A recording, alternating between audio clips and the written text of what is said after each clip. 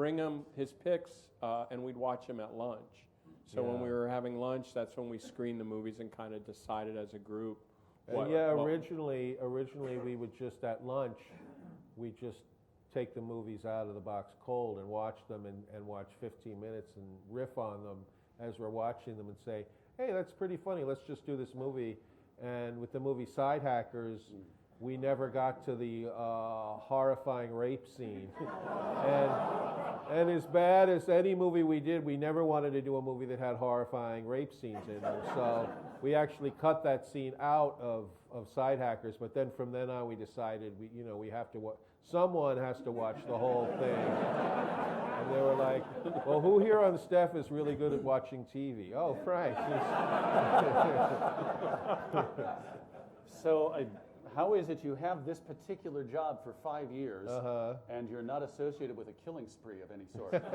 No, it was a great job. When I was a kid and my mom would try to get me to do something with my life, she'd say, what do you think, Frank? You're going to grow up and get a job where they pay you to watch TV? Yes, actually. I did.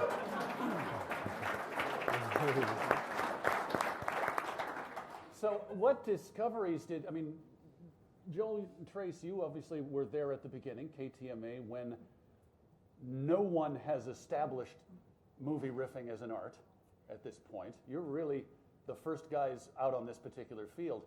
What did you learn in terms of what was appropriate, not in terms of the content of the jokes, but in terms of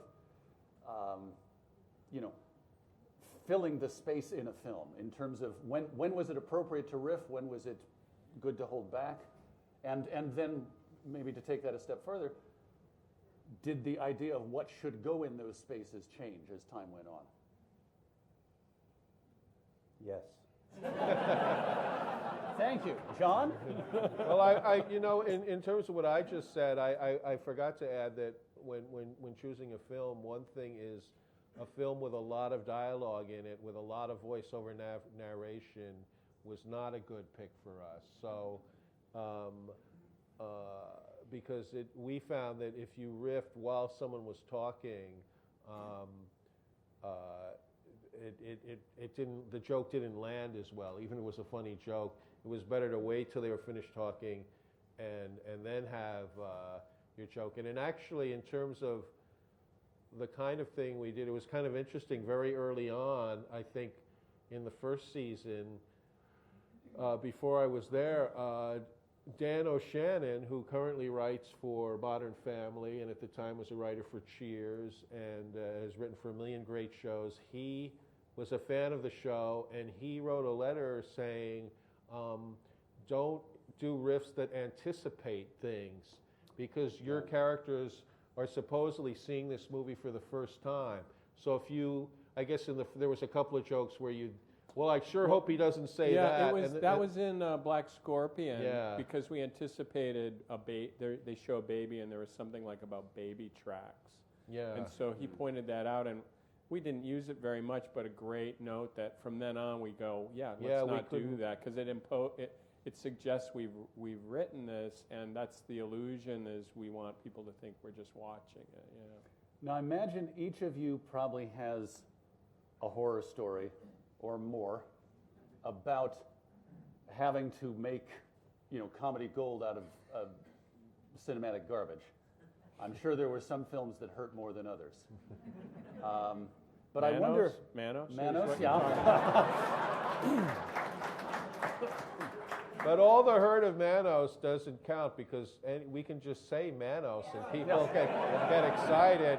Anytime Josh makes fun of me for when we do our live shows and I just pander to the audience, I just come out and go, Torgo! And they freak out.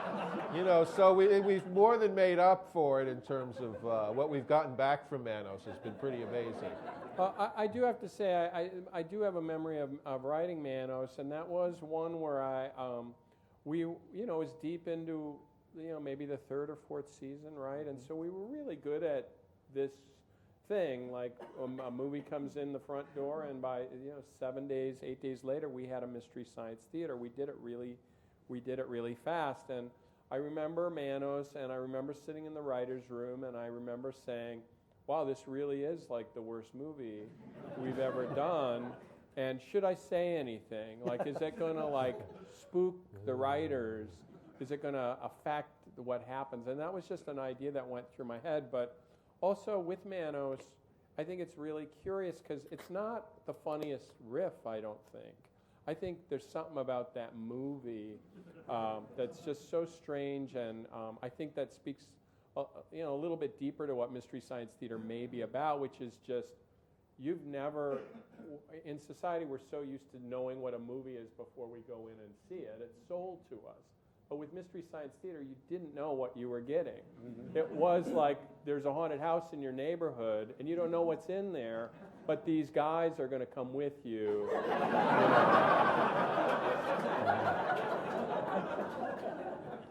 But were there any that, looking back, you can think of as, oh my God, this one was actually a breeze, as terrible movies go? Yeah, my very first episode that I worked on was Rocket Ship XM, and which seemed to me like a pretty bad movie when we did it, and it is so much. It's actually a very well-made movie. Yeah. It actually has a story, and it has good actors in it. Lloyd Bridges is in it, so that was my very first one, and I thought, I hope it doesn't get any worse than this. It got so much worse than that, Mm-hmm. Any instances for you two? I think we did.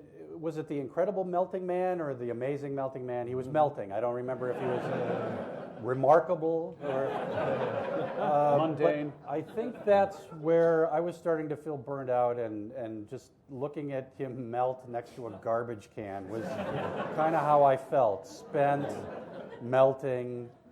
There's nothing left, and that particular moment was so dark and dank, and that was probably an example of the virus that is bad movies at its most potent for me.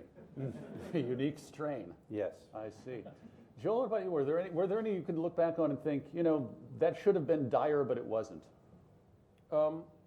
It's funny.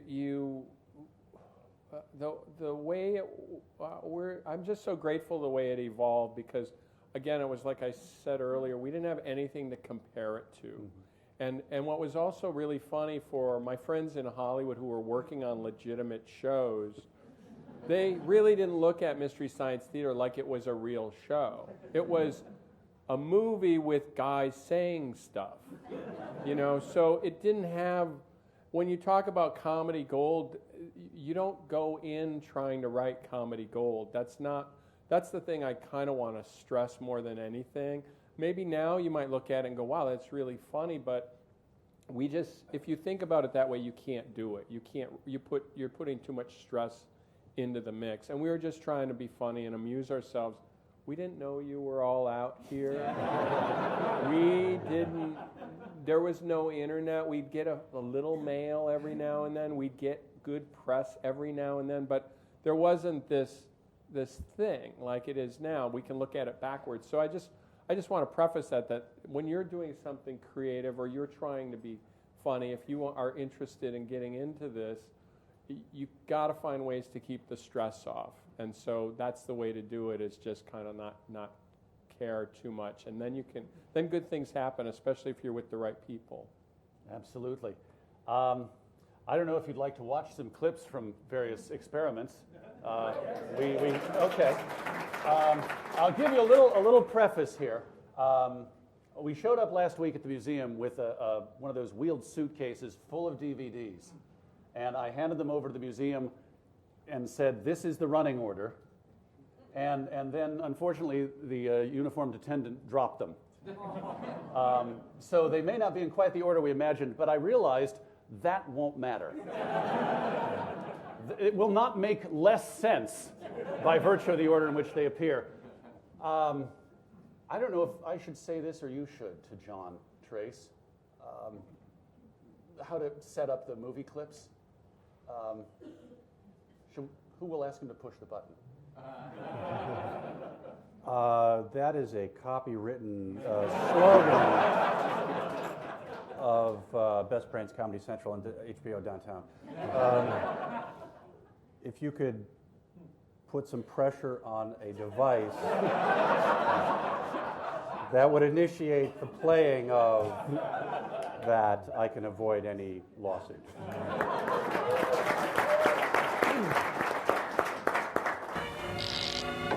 Oh, he didn't even turn the handle. My, what a cheap, crummy special effect. But I don't want to marry a girl like me. I want to marry a man like him. No, you don't.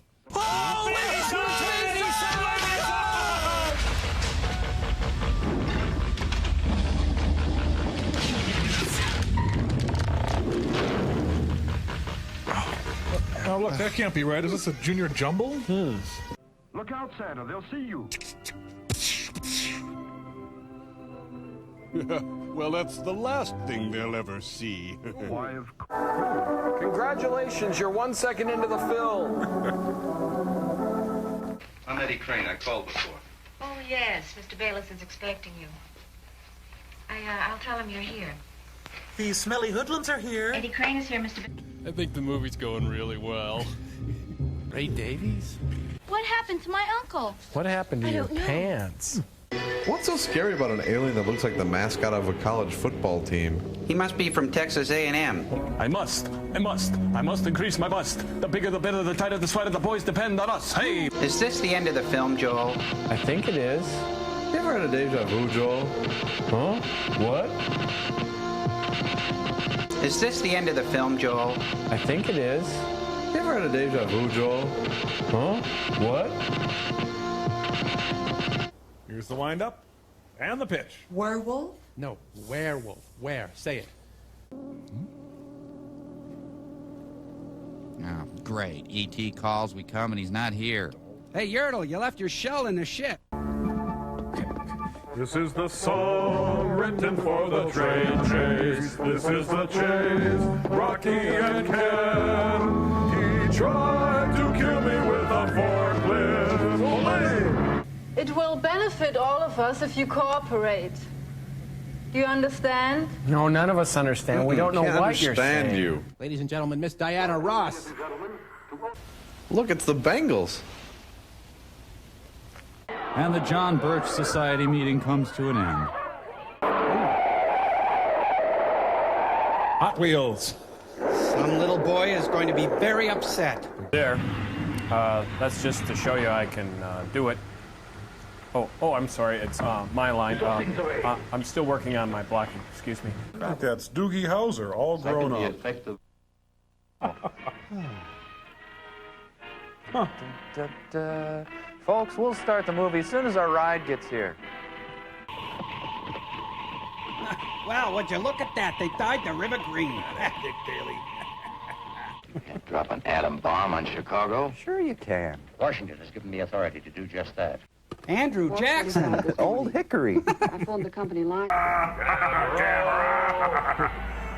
Hey, he's passing on the right. Hey. Good afternoon. I came to pick up Tom. It's Vanessa Redgrave. Whoa. Hello? I'm losing it. Left. Oh, there I go. I'm going left. Help. Oh. It's like having Joe Cocker as your bellhop. Freddie Mercury. Jimmy Hoffa, the last known photo. Odd finger. Thanks, boss. I'm off. Bye-bye. Coleman Francis is Curly Howard in The Fugitive. Sorry, Steve. An anxious Bob Dylan. We cannot let this be the end. Oh, yes, we can.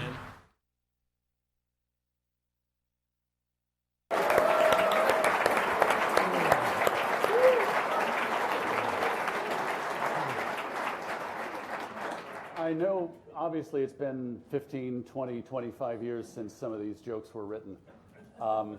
Is it possible, in retrospect, to look at something, one of these riffs, and think, oh, that sounds like this person's joke? Yeah. Yeah? Yeah, there's a few jokes that you kind of assign to people. But I mean, absolutely. Did you come in, any of you, with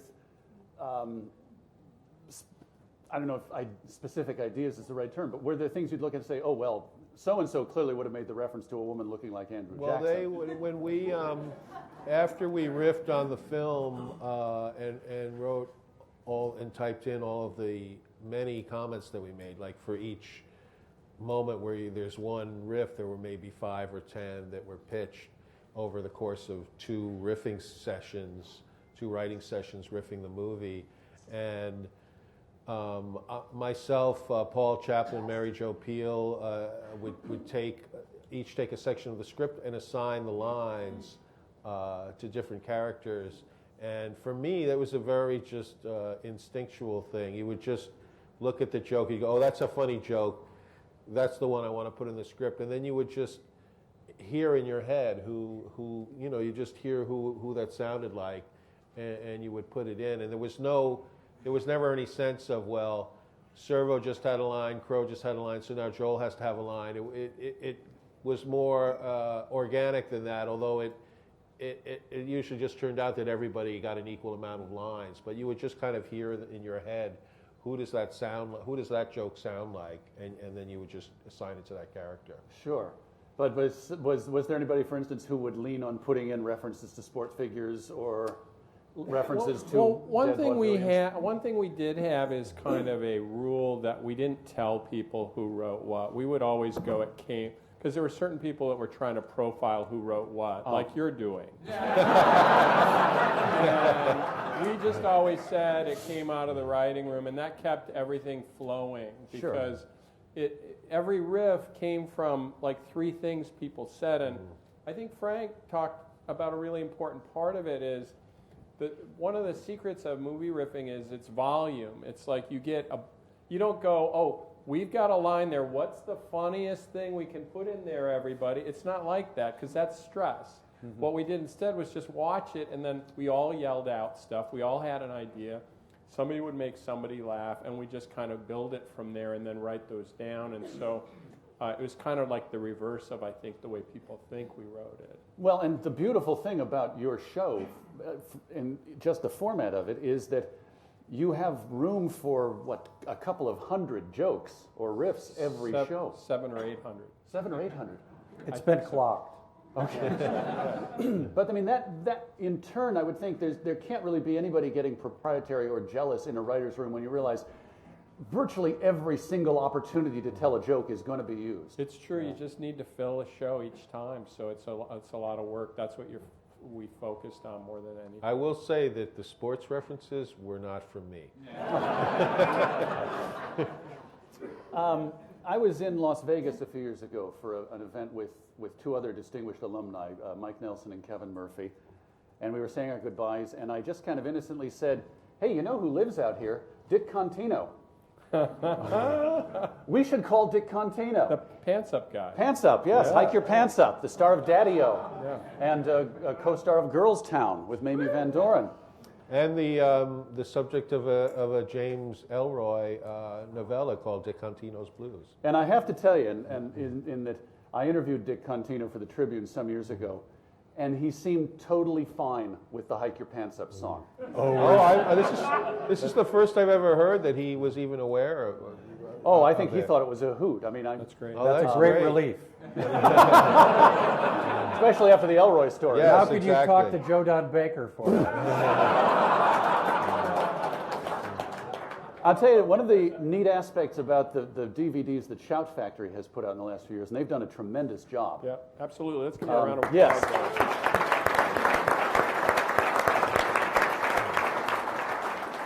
They've actually talked to people who worked on these films, and most of the people they've talked to seem to actually be pretty grateful. I think some of them have literally said, in effect, we made this film and we were not sure anyone was ever going to see it ever.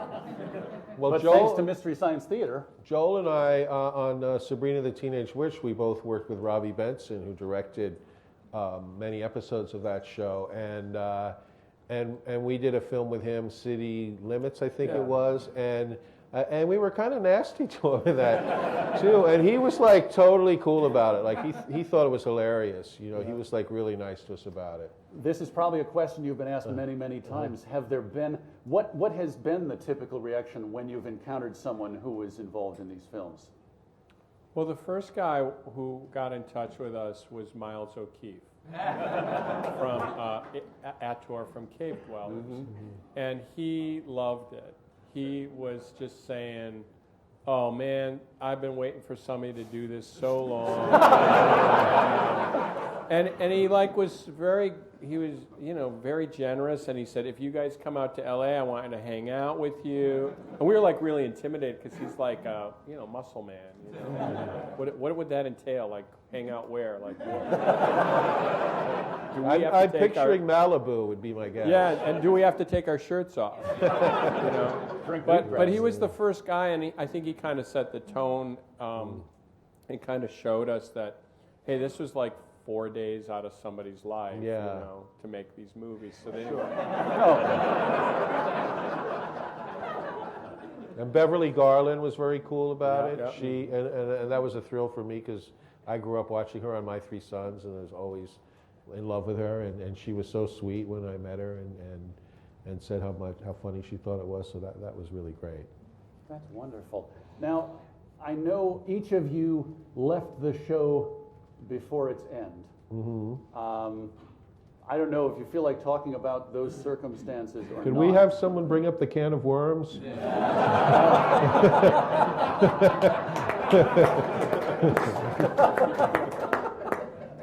Okay, so I guess maybe the question I've been curious about is, I know in recent years, virtually everyone connected with the show has returned to the world of movie riffing. Yeah. You three and Josh and Mary Jo have formed Cinematic Titanic. And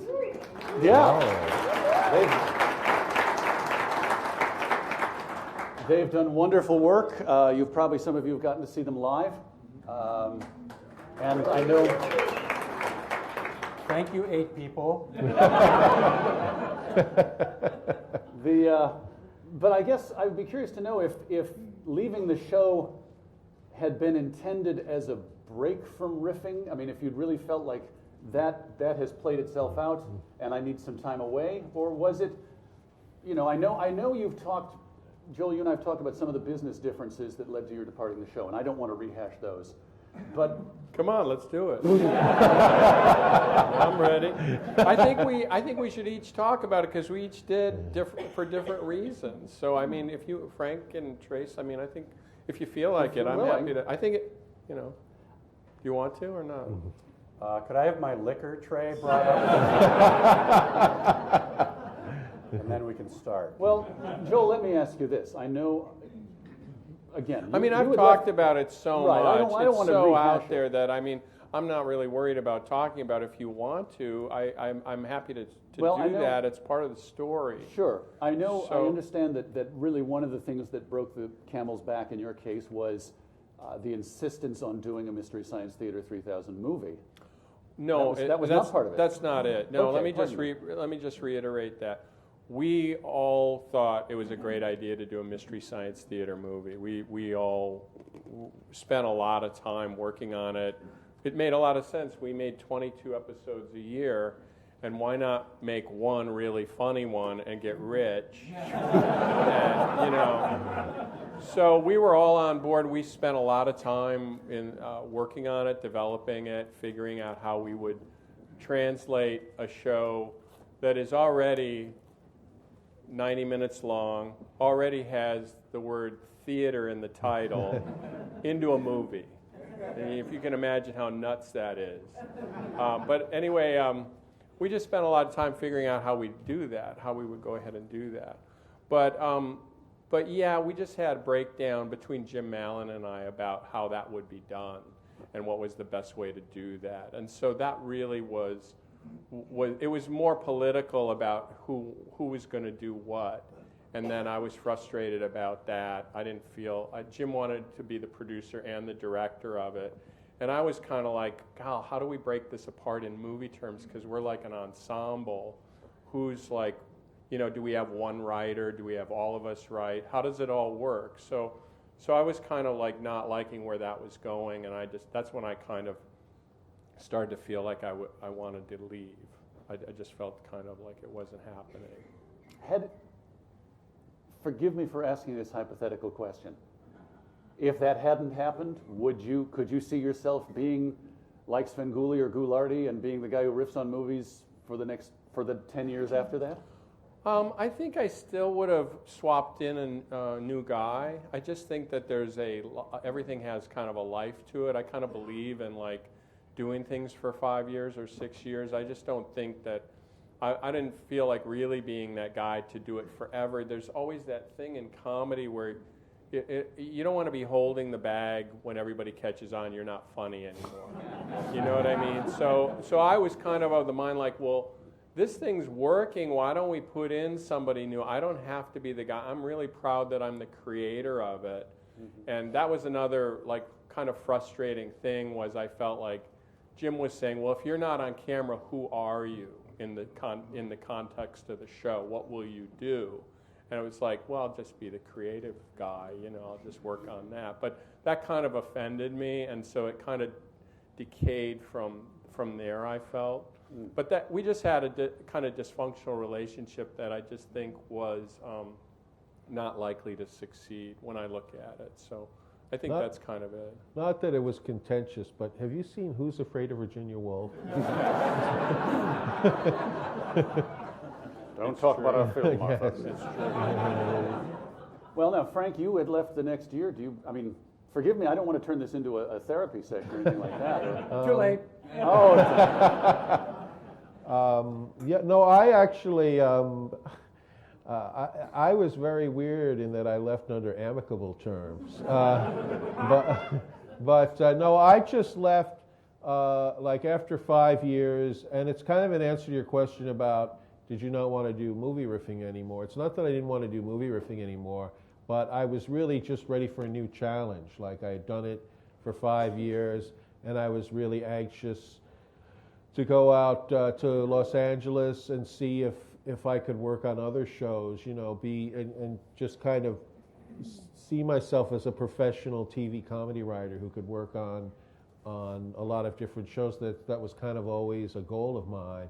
And I looked at Mystery Science Theater as a great springboard for me to go out and pursue that dream that I've always had since I watched the Dick Van Dyke Show when I was a little kid and watched Rob Petrie and Buddy and Sally in their writing room. And I achieved that dream on Mystery Science Theater, but I was anxious to see it play out on a sitcom or on a sketch show or talk shows, different kinds of formats. So it was really just a desire for me to go out and try something new. That's right. And you and Joel worked together, as you mentioned. Yeah, we did Sabrina. on Sabrina, and great show. Thank you. With another mutual acquaintance, Nick Bakay. Nick Bakay, one of the funniest human beings on the planet. Great. And he and Nell Scovell too. She got us the gig. She was the showrunner. Hired us to work on it. Yeah. And Tracy, you stuck around for the movie, and then left. I wanted to see how the movie would do. When Joel left, a thought went through my head is like, we can leave?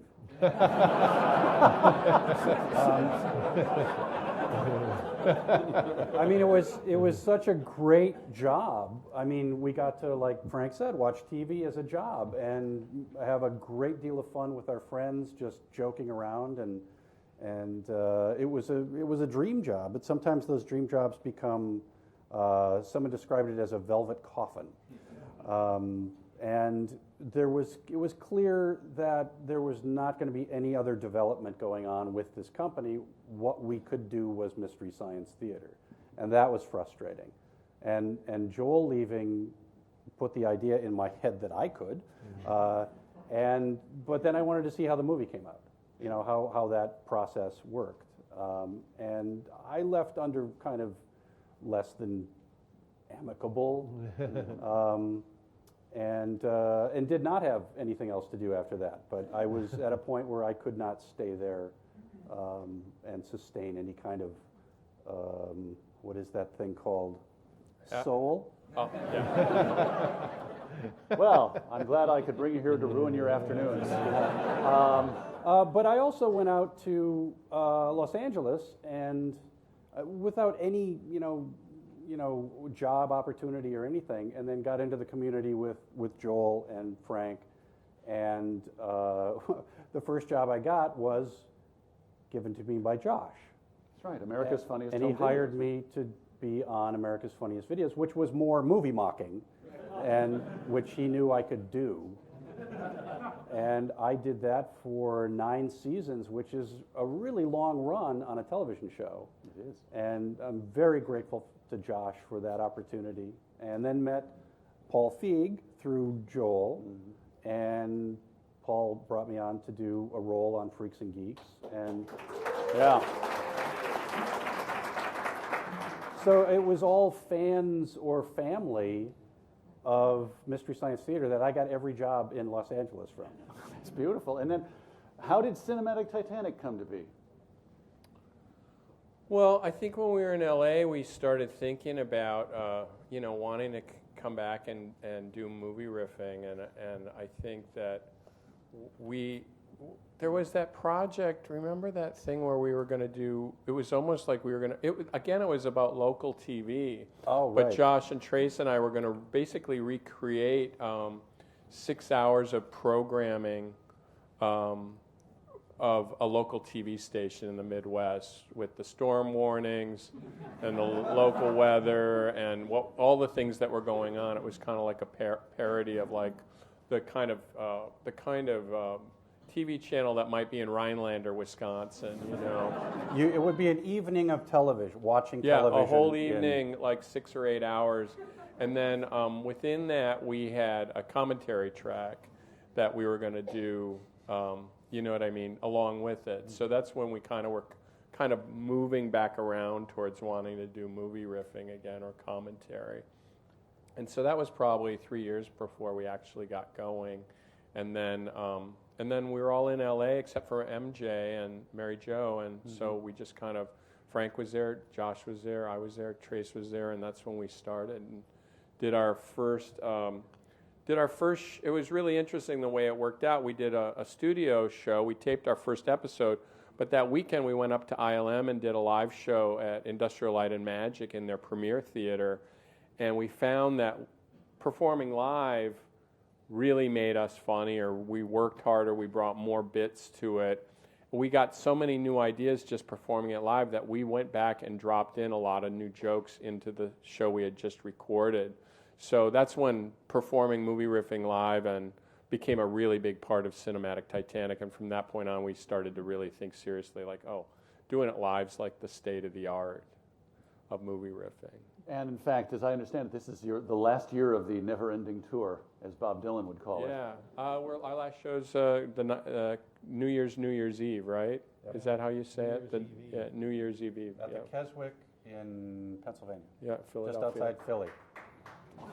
Oh, okay, really? so we'll have one person there. Thank you. It's going to be a really lonely evening. I love the idea someone came from Pennsylvania to see this show. So, what's next? Are there plans post-tour for any of you? Or are you just willing to let the river flow? Let the river flow. Yeah. All right. I've been working on a TV show called Totally Biased with W. Kamau Bell that was just canceled this week. But you have a podcast. I have a podcast. We should tell everyone about this. Called Podhouse 90, which is the idea behind it is it's an anthology series of original radio plays that I write, and I've done 2 of them already, and my next one is the star of it is Trace Beaulieu. So I hope it comes out in a month or so. I hope you'll check it out. I know I speak for everyone here when I say it's a real pleasure to have you gentlemen with us, but I think it would also be fair to bring Wally Podrazik back up. There it is. Because Wally is going to do his Phil Donahue now and see if... Not with a wireless mic. No, but he's going to see if any of you have any questions. He's going to do his... You mean he's going to get canceled by MSNBC for being opposed to the war? Yeah, basically, yeah. Ooh, good riff. So I see some hands up already. We riff on people too, Wally. I'm sorry? It's not just movies. We riff on people too. And as I understand it, there will actually be commentary for every question that's asked. Yeah. That's actually a great idea, a riffing booth at a fair. Your hair's funny. Your hat's too big. Okay, who has the funniest hair? Okay, start with you. Thank you. So I'm a big fan of Catalina Caper, which was one that you folks did. And one of the things that I notice when I go back and I watch that is that there's a whole lot of political riffing, the Nazi Party, all that sort of stuff. And you point out the fact that Little Richard is the only non-white face in the film and things like that. And I guess my question is, what kind of political consciousness did you bring to the writing process? Was that just the funny riff, or was there actually a subtext there that you kind of wanted to bring through? No, I think it was just a funny riff, I think. Because, and I've said this before, and I kind of said it earlier, is that we did do political jokes, but mostly it was really dated political jokes. A lot of Estes Kefauver, a lot of Adlai Stevenson, Robert McNamara, So I think when we inserted political things in, it was just because that particular moment would seem like a funny thing to say for that. But politics was just one part of culture, and popular culture. So, it's just another kind of famous person that we would insert into the show every now and then. Let's find someone with red hair. Hi. This seems like kind of a simple thing, and maybe this was a part of the idea all along, but I particularly loved when you would kind of mess with the images on the screen, like the characters would give somebody a kiss or pick somebody's nose or something. Whose idea was it to actually show the seats and the characters as opposed to just hearing the commentary, or was that an idea all along? That was my idea. That was kind of just it's just the entire freaking concept of the show. My God. What are we here for if not that? I found it on a scrap of paper on a schoolyard. That's where it came from. No, I mean, that's just what I thought was the novel thing that we could do that would make it fun. No, I mean, I don't know if that answers your question. I'll tell you one thing that was really interesting, and all, like I said, it was really simple. It was just, I know that movie shows have host segments, and then they run the movie. When I was a kid, I found that very disruptive. The idea that there's a host, like Fraser, what was his name? Fraser Thomas? Like Fraser Thomas with Family Theater, right? Okay, Fraser Thomas introduces a movie, all of a sudden, cut. All of a sudden there's a cut and you're in the movie. Like when you're a kid, you're going, where are we? What's happening? It's disruptive and it's just something we accept from film language, but it doesn't make any sense when you're a kid. And so my idea was we should go to the movie. The movie resides through these doors and the characters run alongside there and then kind of go into the theater seats. So all I was trying to do was thread the characters through the entire thing. And then they would say stuff. But one thing I wanted to say about putting it in front of Trace and Josh was, this is the very first time I handed Crow to Trace, and we were riffing on the green slime. It was just our first pilot where we just did a few seconds of the green slime. But Trace took Crow and when a rocket ship went by and he just made Crow follow, and it was like an epiphany, like, oh my God, I never thought of that, and it was like, so we all kind of built off of it at that point. So it was a confection over time. I think that might be a good way to explain it. Continuing in this row, did you have a question? Hey, it's Ron. Hey. Hi, Ron. Sorry, I'm sorry. I'm new to this. I'm sorry. I had a quick question. With Cinematic Titanic wrapping up, with 2 movies that have been performed live that haven't made it to DVD yet, is there any chance that those things are going to make it to DVD or even like an MP3 download or something? Just because it kind of sucks that those would end up being like the lost KTMA episodes of the Cinematic Titanic era. Sure, I think it's really likely.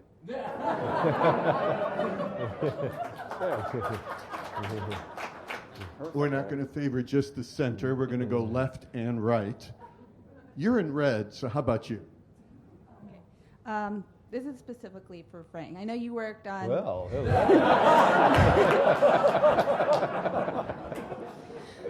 Wait, I know you worked on Invader Zim. I was just wondering if your experiences with MST3K had any influence on your later writing.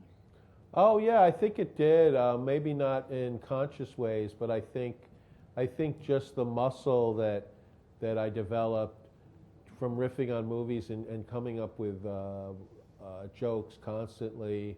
I think it's affected my writing since then. All the things I write are kind of joke driven, maybe to a fault, because when you're writing sitcoms or you're telling a story, sometimes you don't want it to be joke driven. You want things to come from the characters. So, but I think having my first writing job ever be such a joke-a-thon, I think it has influenced a lot of the jobs that I've had since then, a lot of which, including the job I just had, required me to write a ton of jokes every day, And Invader Zim, the fact that I was on Mystery Science Theater, I think, helped me get hired on that show because they were all fans of it over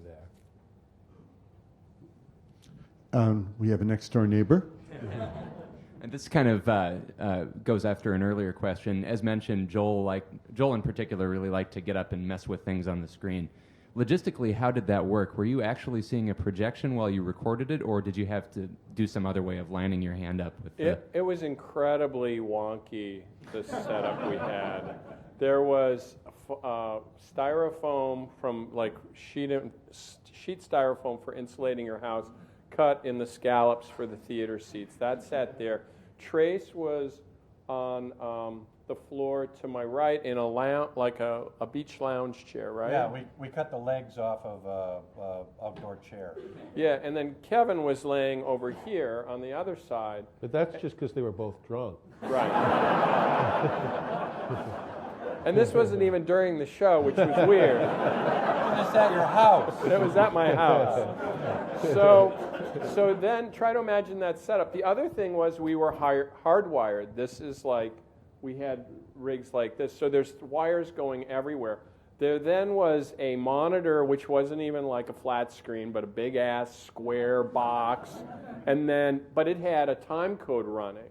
And the time code was 10 numerals that were just spinning at the bottom of the screen. Okay? When I walked in, I had to hold Tom Servo. He had a head stick, so that's why I look so weird when I walk in. I'm hiding the head stick. I'm stepping over Trace. I'm moving it so the head stick isn't seen on screen as I sit down and I'm handing it to Kevin. But then I can't even, these guys had line of sight. They're laying there and they're just looking at the screen, but I had to sit up and look down at the screen, and then I had my script right here with the notes and the time code. We all had time code when our lines were, and we'd highlight our script. So that's how it works. So it was very precarious. So even to stand and point, I had a script in my hand, I had wires attached to me. So even the simplest thing, it just is a function of how long ago this was. Now you'd be wireless, you'd be blitzed out on some street drug. It's just different. In Minneapolis? Yes, it's different now. Well, not that different. Give me a moment while I untangle this wire and let me ask. I appreciate you recreating the Mystery Science Theater rig. I'll tell you what, maybe we could take a question from over here, which I could hear. Yes. Yes, you. He wants the mic. First of all, thank you guys very much for making an awesome show. Thank you. It seems like there's a mixed opinion on that, but thank you. I wanted to say you guys look great. I only got into the show recently. Coming on to us? Would you like me to? Okay. I started watching the show recently. My fiance got me into it. We started dating when I was in law school, and thanks to you guys, I was able to keep my sanity intact and graduate. That's unique. One of our fans with a girlfriend. We don't hear about that. I'm kidding. I also wanted to apologize specifically to Trace. I don't know if you remember. I'm the guy. Wow, a lawyer apologizing to you? I'm the guy who made a spec out of you and late. I don't know if that's at all familiar to you, but it was a comment that I made regarding a supposed rivalry between That was you just guys. between you and me and everyone who read that on the internet. And the question I had was about you, Trace. You have a very infectious laugh, and sometimes you would giggle hysterically during the show, and it made the jokes that much funnier. Like I'm thinking of Danger Death Ray with the toys, like the helicopter and the toy boat, and you would just laugh hysterically. And then Deathstalker and the Warriors from Hell, there's a guy with the bat helmet, and when he came out on screen, Mike would go squeak, squeak, and you would just like start giggling hysterically. So I always wondered, you guys are professionals. You never really break your composure like where we would be laughing hysterically. But when you were laughing, like let's say the William Conrad Fridge Alert sketch with you and Frank, what was it like in the writing room when you were first coming up with these jokes? Well, let me just go back to reiterate the technology that we had with us that Joel was talking about. I had an air tube running up my leg that they could control, and that's how I giggled. I'm rather a solemn person most of the time. The Fridge Alert thing is an interesting case because the reason why I don't know if you remember this, Joel, but the reason why we did it where Trace and I were laughing through the whole thing is because when someone came up with the idea for a William Conrad Fridge Alert, you said in the writing room, that's too much of a bit. You didn't want it to be that Forrester and Frank were doing a comedy bit, and if they were doing a comedy bit, that they were making themselves laugh doing. You remember that at all? It was just the idea that sounds like I was squashing an idea. I never did that. Come on. No, I don't no, know. it wasn't. I don't remember. But it was. That was your take on that idea, and that's why we did it where they were making themselves laugh as they were doing it. I don't really remember. I think that sometimes there were just a few bits that remained funny that went through the process, and we made the show so fast that there were remnant bits like that came up that we just loved that we couldn't stop kind of laughing about. So there were moments that came in there. And that we would just kind of hold on to, I think, that made everybody genuinely laugh, because I don't think we would want to laugh if it wasn't authentic, unless I'm missing what you're saying. No, but the bit that Fridge Alert was written into the bit that we were laughing as we were doing it. When we do CT now, that was good acting, is what I was saying. We find when we do CT now that there are jokes that we can purposely put in the script that will make Frank laugh. That he cannot say without laughing. Flavor of a Pringle? Yeah, there's a line in one of our movies. The character says he has a fever, and then the riff is for the flavor of a Pringle. I've never been able to say that without laughing. When we've done it a million times. They're really dumb jokes. There's another one where there's a character in Rattlers named Heinz.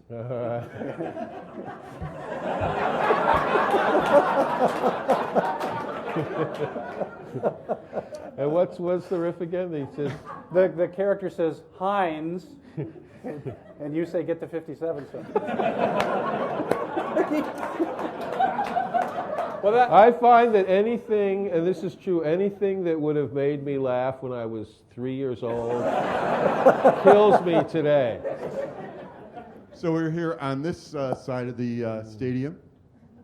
Hi, I really liked the Thanksgiving Day Marathon, and I wondered how you picked Adam West to host that. I thought he was perfect. I'm sorry, could you speak up? I didn't hear you. Go ahead. Go ahead. Oh, I really liked the Thanksgiving Day Marathon, and I wondered how you chose Adam West to host that. I thought he was perfect for that. I think the channel did that. They chose him because he's Batman.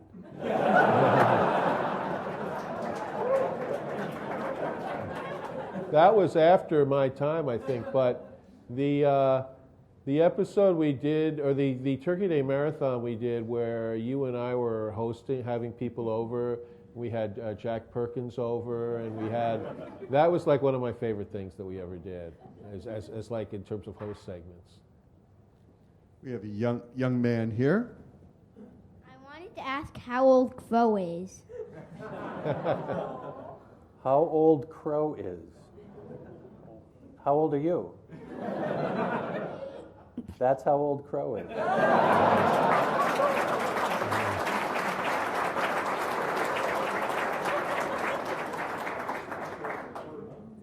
Well, I'm going to the next questioner. So I walked into the event today, and I'm just doing an icebreaking. So, hi, what's your favorite episode? And who's the gentleman that answered that question? So why don't you answer that question for these folks? You said? I said my favorite episode is Mitchell. But I had it here with me. So. And that leads to I thought that was going to be a lot more interesting. It was just the setup. Leads me to two questions to all of you. One is, I noticed, Steve, that you very tactfully went around these. So what is your favorite episode? So if each of you could say what your favorite episode is, if there is a favorite episode. And second, the fact that he answers the question saying, oh, here, I have it right here, shows the different world that we're in now in terms of the fandom for Mystery Science Theater and how that's working for you. So what's your favorite episodes? I Accuse My Parents. Yep.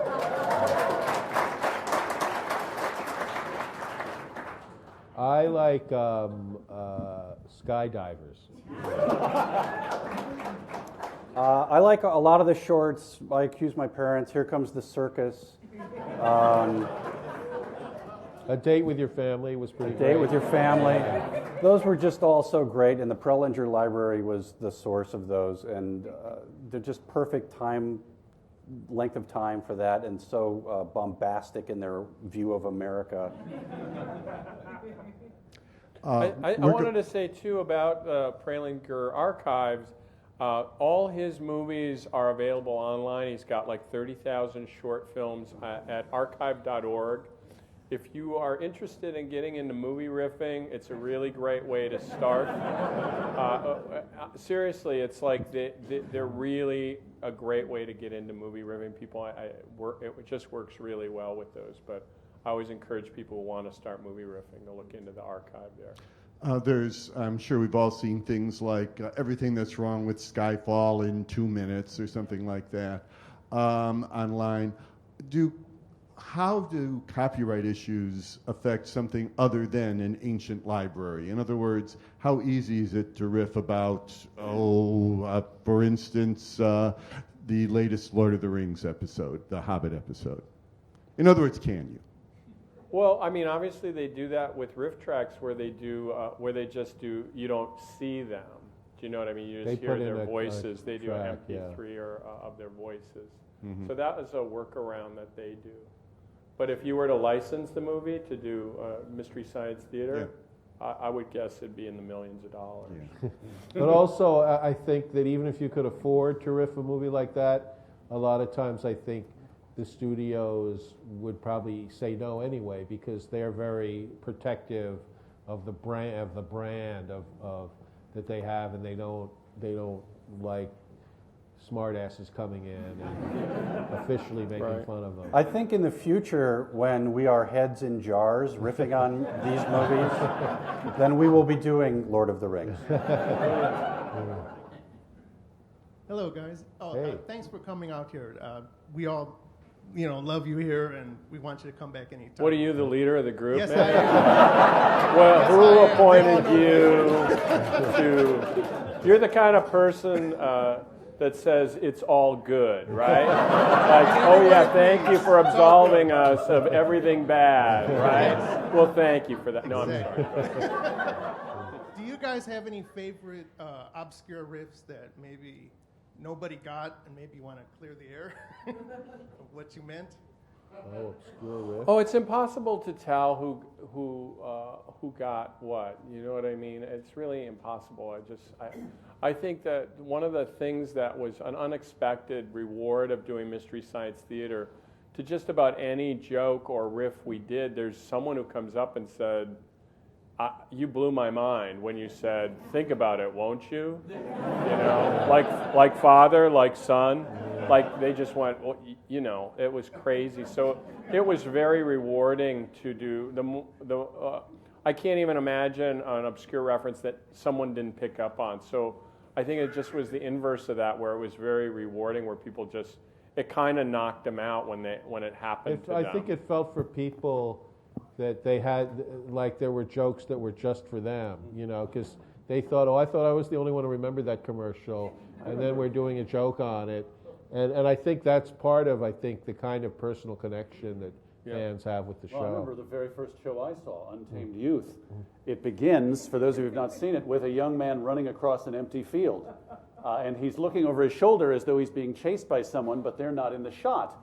And someone, and I think it was you, Joel, who said, "Looks like he's playing football against Claude Rains University." And I thought, oh my God, that's brilliant.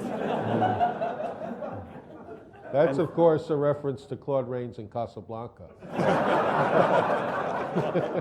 A lot of the tens of thousands of jokes that we wrote, they were all aimed at one specific person.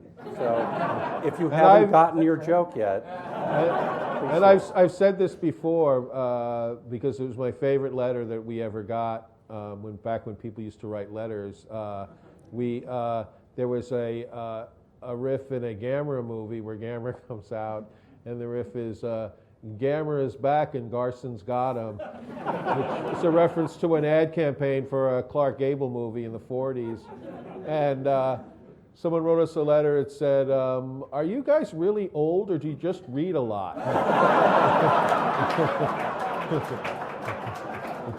But that's like the real pleasure in writing the show, because I remember that I remember. I'm pretty sure that came from you. That you know, Garson's got him, but it just had such a feel to it because it really was from a print ad for a movie, okay, from the 40s.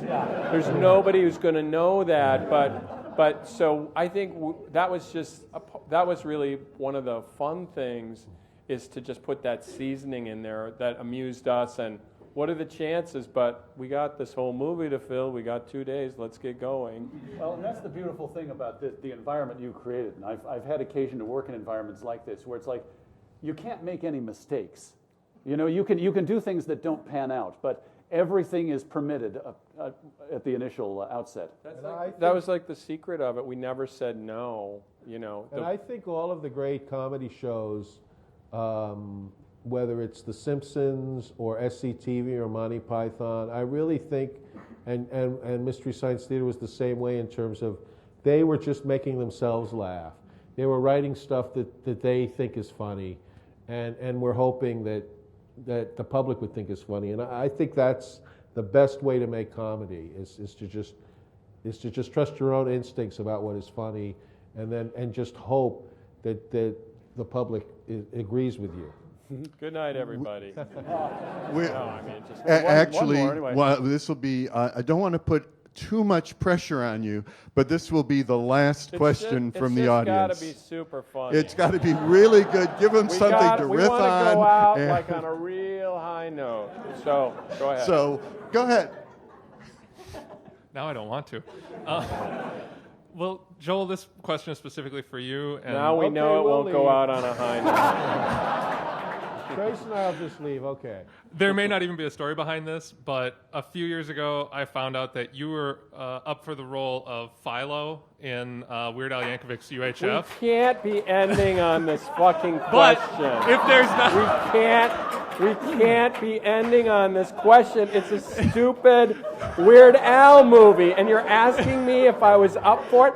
I mean, we're gathered here to celebrate Mystery Science fricking Theater, and you're asking me about a forgettable, weird. I'm just kidding. Yes, yes, I was up for it. Well, I was gonna say if there's not much of a story to that, maybe you can all talk about how the I game think the Dark story Star. is he didn't get it. Because you're all involved in that CD-ROM Dark Star that just came out a few years back, I think. Oh, and- you're killing us, man. It's like I'll just shut up you're now. putting That the nail in the epitomizes- coffin. That epitomizes Dark Star, that CD-ROM that came out a couple of years ago. We gotta do another question. He's out to get us. Okay, one more We question gotta to have do us out another on a high question. note. Who wants Philo in UHF? That's still on my Wikipedia page. It's like, right, who who's gives a confident? shit? Who's Who gives a shit? Wally, Seriously, do you Why don't we care? ask- why Does don't we ask- anybody care if I was up for Philo in a Weird Al Yankovic movie? Joel? Why did you select someone in the audience to ask you the I final want a question? nice person. I want a nice Well, find person. somebody who looks nice. Yeah, this guy's nice. This Go ahead. guy's Okay. you better hide He's that got a shirt. Weird Al shirt on. Ooh, so close. Do you want him? And also I want to say Weird Al is like a super sweet guy. He's always been a big booster for Mystery Science Theater. He's friends with everybody. Yeah. Yeah. Really nice man. Yeah. Now go. So yep. Well, Hold it close. yes. Well, first to Trace, I just want to say that I like you already. in addition to things like Mystery Science Theater, I'm also a big fan of subversive pseudo-children's literature, so I really enjoy silly rhymes for belligerent children. Oh, thank you. Thank you, Dad. And then the question to the entire panel. I know one of the most popular, consistently popular things from the show, even to this day, are all of the musical numbers that were done over the course of the series. And I just want to know if anyone had any kind of formal musical training or if it was all just a happy accident. It was a combination. Mike Nelson played the piano and had some And Kevin. music, and Kevin. But I've written a lot of songs, and my Podhouse 90 podcasts have songs that I wrote with my brother Tony, and I've sung a lot in my career on Mystery Science Theater and in my stand-up act, and I can't sing. But it hasn't stopped me from pursuing a musical career. Go ahead. No, you I go was ahead. just going to say that was another part of being in the writing room where you felt comfortable singing your idea and going, this is a funny thing this would be a funny song, and then you just kind of start singing and kind of get it going that way. Even though you don't have training, if you're right with the right people, they'll get the idea and actually be able to write it. But a lot of that was going on too. I always felt that I have probably the least musical talent of anyone on the staff, and I always felt like Dr. Forrester was one of those guys that couldn't sing but didn't know it. So you fix it with backstory. Yeah. You put the backstory in. And That's then great. Crow was always someone who couldn't sing but did so enthusiastically. And unfortunately, I've just made a music video in which Frank stars and I sing this song. So. And you did a really good job, man. I think it's really good. You got to check it out. What's it called again? The Do the Frank. It's called The Frank. Yeah. And I think. Back to you, Steve. Thank you, Wally. I think on that musical note, we shall conclude today's event. And also, before we go, I want you to beat the shit out of that guy. Okay? That's all. The Philo guy. Raise your hand. Get These are the nice Philo people here. guy Come on. out. Come on, these are nice people coming to the show. This is totally unexpected. These are people. They came, what do you, come on. They seem like nice people. Come on. Turns into a I rugby know. game. Chicagoans. Come on. Now, you gentlemen have agreed to sit at a table and sign things. Yeah, absolutely. Yes. We hope to meet you. We really appreciate you coming. This was a huge success for us, so thanks for being part of it. Joel It was Hodson, really Trace great. Ballou, and Frank Conniff. Oh, look at that, huh? Thank Line you. them up. Thank you. Let them leave. Watch your step. Watch your step. Watch your step. Okay, very good. Watch your... Ladies and gentlemen, they will be out there signing autographs in just a moment. By the way, thank you again for coming. We hope you come back many times. Again, if you'd like to become a member, you can do so as you leave, but you can also visit the entire museum for the rest of the day on the third floor, all of our television gallery. Thank you very, very much.